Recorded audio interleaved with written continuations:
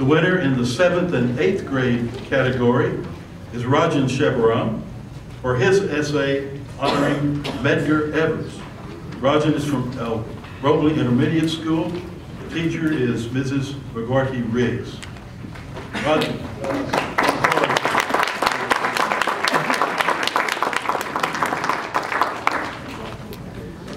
I'd like to thank my mom, Mrs. McGarty-Riggs, and my principal, Dr. Martinez. Dear Claremont City Council, you kill a man, but you can't kill an idea, said Medgar Evers, an astounding person who caused change and progress during his life and who still influences people today. He spent his life fighting discrimination and lived during the civil rights movement when blacks weren't treated fairly and didn't have equal rights. He devoted his life to making sure people were treated the same, no matter what color they were. He was born in 1925. During his lifetime, he worked for the NAACP, the National Association for the Advancement of Colored People. He organized voter registration efforts, and he organized boycotts of businesses that supported discrimination. His life was not easy. Because of his work, people started threatening him and his family. In May 1963, his house was firebombed.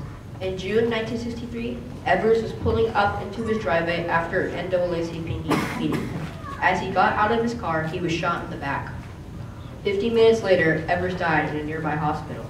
When Americans learned of his tragic death, they were outraged and angry. It was time for change. His death, his actions, and his lifetime of work increased support for legislation that would become the Civil Rights Act of 1964. This very important act ended many forms of discrimination against both blacks and women. Unfortunately, discrimination is still happening today in America and in places all over the world. However, Medgar Evers' life shows us to never stop chasing your goals. We are all capable of accomplishing amazing things if we work the hardest, peacefully, and with each other. I think Medgar Evers would be proud of how America has grown, but there is still a lot to accomplish. If Evers was alive today, I am sure he would be working for justice. He would be assisting us in cases involving police brutality. He would be helping us to better understand the circumstances that could have played a role in Ferguson and perhaps with Trayvon Martin. Evers' wife, Merle Evers Williams, also became a civil rights activist after the death of her husband. Like her husband, she is an important figure. At Barack Obama's presidential inauguration, she recited a prayer, which occurred on Martin Luther King Jr. Day. Her message for all Americans was that we should continue working together for unity and progress. I look up to Medgar Evers because he stood up for what was right, no matter what the consequence. He didn't give up, even though many people were targeting him.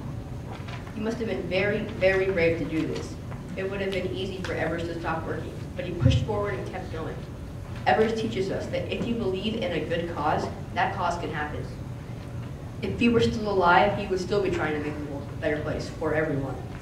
Discrimination occurs all across the world, and Medgar Evers' lessons are just as valuable today as they are in the 60s. Today, as an 8th grader, his message to me is that I should treat everyone fairly. It is unfair to judge people how they look or where they're from. It doesn't matter if we are different. We all have the same capabilities, and we should work together for our common goals. In my school, we have students from different parts of the world. We are unique, but we are also the same. We speak different languages, and we have different religions. We should treat each other respectfully. We also have people who are disabled in our school. Evers reminds us to respect everyone, no matter what. Our connection with each other is our strength. Medgar Evers may not be here today, but his ideas are very much needed. Thank you.